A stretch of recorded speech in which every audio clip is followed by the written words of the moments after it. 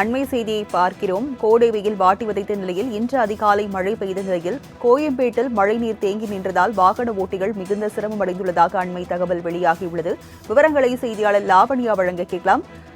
லாவண்யா, கோயம்பேட்டில் தேங்கி நிற்கும் மழைநீரை அகற்றும் பணிகள் நடைபெறுகிறதா? விவரங்கள் என்ன?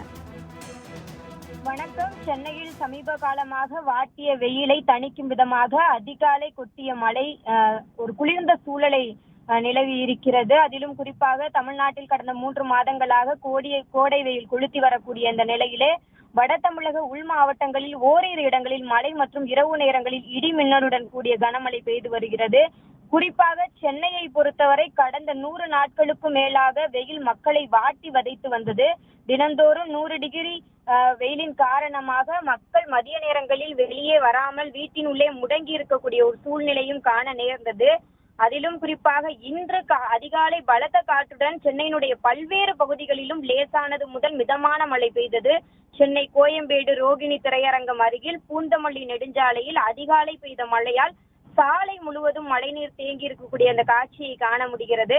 நகரின் பயன்பாட்டில் உள்ள முக்கிய சாலை என்பதனால் போக்குவரத்திற்கு சிரமம் ஏற்பட்டு இருக்கிறது. தேங்கி நிற்கும் மழைநீரில் வாகனத்தை இயக்க முடியாமல் வாகன ஓட்டிகள் சிரமம் அடைந்துள்ளனர்.